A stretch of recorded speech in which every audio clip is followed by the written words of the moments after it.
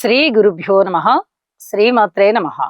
మా భక్తి టీవీని ప్రోత్సహిస్తున్నటువంటి మా ప్రేక్షకులందరికీ ధన్యవాదాలు.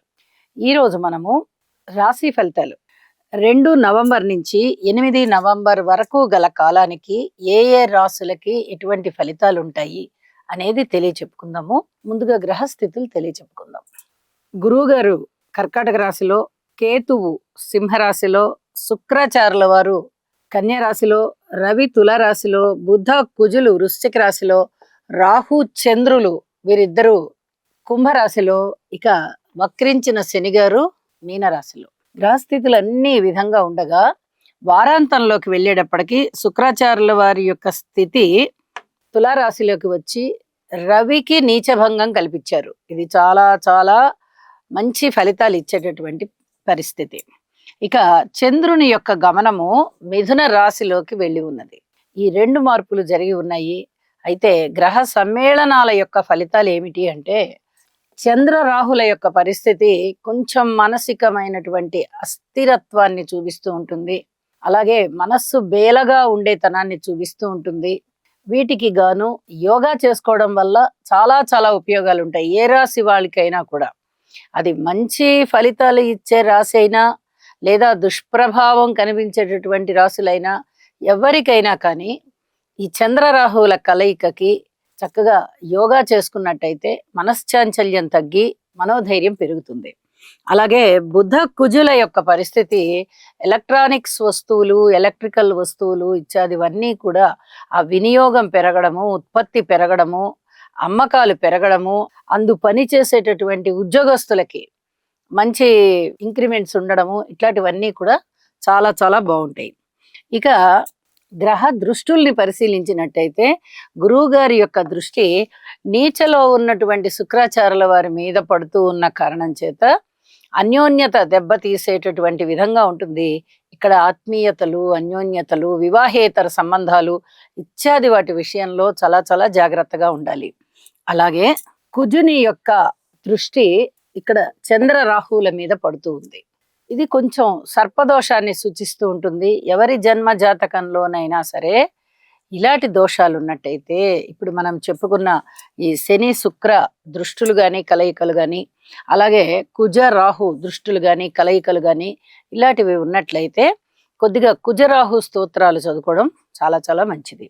అలాగే గురువు గారి యొక్క దృష్టి బుధ కుజుల మీద పడుతూ ఉన్న కారణం చేత జ్ఞానం బాగా అభివృద్ధి చెందుతుంది. అలాగే ఏదైనా ప్రయాణాల విషయంలో జాగ్రత్తలు తీసుకోవడము, మనం తీసుకున్న జాగ్రత్త వల్ల మనం ఇలా రక్షింపబడ్డాము, ఇలా మనకి కుశలం జరిగింది, ఈ విధంగా మనకి మంచి జరిగింది అనేటటువంటి ఆలోచనలు మీకు రావడము, ఆ సంఘటనల నుంచి మీరు ఇది తెలుసుకుంటారు.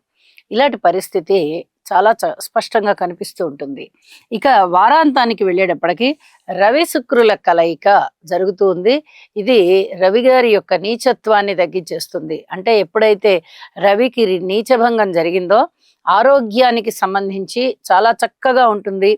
అది ఆరోగ్యమైన, ఆర్థికమైన, వ్యాపారమైన, ఉద్యోగమైన, నిర్వహణ అయినా ఏదైనా కానీ చాలా సుగమం అవుతుంది. మార్గం అంతా సుగమం అయ్యి ఆ రవి నీచలో ఉన్నటువంటి ఫలితాలన్నీ పోయి నీచభంగ ఫలితాలు ఏర్పడి మానసిక ఉల్లాసం పెరుగుతుంది అని చెప్పి తెలియజేస్తున్నాను. ఇక రాశుల్లోకి వెళ్దాము. కుంభరాశి. కుంభరాశి వారికి ఈ వారం రోజుల కాలాన్ని మనం గమనించినట్లయితే రాశిలో ఉన్నటువంటి చంద్రుడు బాగున్నారు. మరి మిగతా గ్రహాల యొక్క అనుకూలత ఏమైనా ఉందా అంటే, అష్టమ స్థానంలో శుక్రాచార్యుల వారు బాగున్నారు. వారాంతంలో శుక్రాచార్యుల వారు నవమ స్థానంలోకి వెళ్ళి కూడా బాగున్నారు. ఇక మిగతా గ్రహాలు ఏవి కూడా అంతగా యోగించడం లేదు. ఇది చెప్పదగినటువంటి సూచన. విందు వినోద కాలక్షేపాలు చేస్తారు, మృష్టాన్న భోజనాలు చేస్తారు. మానసికమైనటువంటి వ్యధ ఉన్నప్పటికీ, కాస్త తలనొప్పి ఉన్నప్పటికీ దానితో పాటు కాస్త రిలాక్సేషన్ కూడా ఉంటుంది. ఈ రకమైనటువంటి సంతృప్తితో ఉంటారు. ఒక 2-3 రోజులైనా మీకు మానసికమైనటువంటి వసతి, వెసులుబాటు వస్తాయి. ఇక ఇంతకన్నా ఏది మంచి జరిగేటటువంటి పరిస్థితి కనిపించట్లా. అన్ని జాగ్రత్తలతో కూడే ఉన్నాయి. కుటుంబ విషయంలో జాగ్రత్త పడాలి, అన్నదమ్ముల విషయంలోనూ జాగ్రత్త పడాలి, ధనము వెచ్చించి జాగ్రత్త పడాలి, స్థిర చిరాస్తుల వృద్ధి కోసం శారీరక శ్రమ పడాల్సి ఉంటుంది, కాబట్టి కొన్నాళ్ళు వాయిదా వేయండి. సంతాన రీత్యా ఓర్పు కలిగి ఉండండి. అలాగే ఆరోగ్య రీత్యా గాని, భార్యాభర్తల అనుబంధ రీత్యా గాని, విలువైన వస్తువుల్ని భద్రం చేసుకోవడం రీత్యా గాని, మీరు ఏ రూపకంగా అయినా జాగ్రత్తలతో కూడి ఉండవలసినదే. ఇది చాలా చాలా ముఖ్యమైనటువంటి విషయంగా తెలియజెప్తూ ఉన్నాను. ఒక పక్క ఏలినాటి శని జరుగుతూ ఉంది, ఇంకొక పక్క గురు బలం లేదు, రాహు బలం లేదు, కేతు బలం లేదు, శనిగారి బలము కూడా లేదు. శనిగారి ఏలినాటి శని జరుగుతూ ద్వితీయ స్థానంలో ఉన్నారు. బలం తక్కువగా ఉంది. ఏ తృతీయంలోనో ఉంటే కాస్త బలహీనం అవుతారు చివరి డిగ్రీలకు వెళ్ళేటప్పటికి అని మనం అనుకోవచ్చు. ఇంకా వారు ద్వితీయంలోనే సంచరిస్తూ ఉన్నారు. కాబట్టి 4 ప్రధాన గ్రహాల యొక్క బలాలు కూడా లేకపోవడము, ఇతర గ్రహాల బలాలు లేకపోవడము కుంభరాశి వారిని చాలా ఇబ్బంది పెట్టేటటువంటి వ్యవహారాలలో ఉంచుతోంది. భగవంతుడికి సర్వస్య శరణాగతి చేసి శనిగారి బలాన్ని పెంచుకోవడానికి గట్టి ప్రయత్నం చేయండి. శనిగారికి తైలాభిషేకం చేయండి, గురు ఆలయాలకు వెళ్ళండి, గురువు గారికి కూడా అభిషేకం చేసుకోండి. అలాగే సద్గురువుల యొక్క ఆశీస్సులు పొందడానికి ప్రయత్నం చేయండి. వీలైతే గురు సేవ చేయండి లేదా పెద్దల సేవ చేయండి. ఇక్కడ ఇంకొక రహస్యాన్ని కూడా తెలియజెప్తాను. మీ మాతృమూర్తి గారికి మీరు చాలా వినయ విధేయతలుగా ఉంటూ వారికి సేవలు చేసినట్లయితే చాలా వరకు మీకు భగవంతుని యొక్క ఆశీస్సులు ఉంటాయి. ఇది చాలా చెప్పదగ్గ సూచనగా తెలియజేస్తూ పాటించండి, మంచి పొందండి. శుభం. శనిగ్రహం యొక్క అనుకూలత కొరకు నీలాంజన సమాభాసం రవిపుత్రం యమాగ్రజం ఛాయామార్తాండ సంభూతం తం నమామి శనైశ్చరం. ఓం క్రాం క్రీం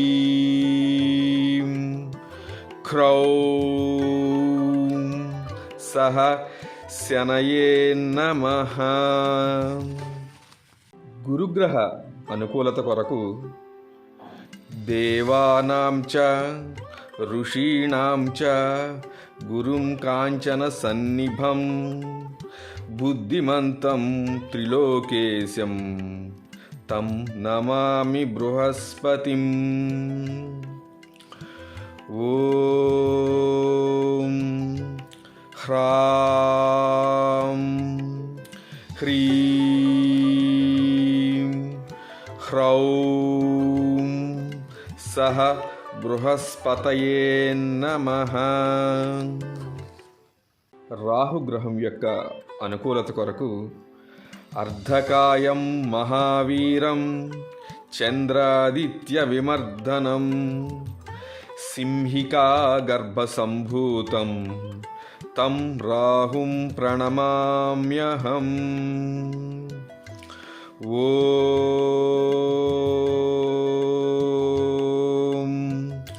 భ్రాం భ్రీం భ్రౌం సహ రాహవే నమః.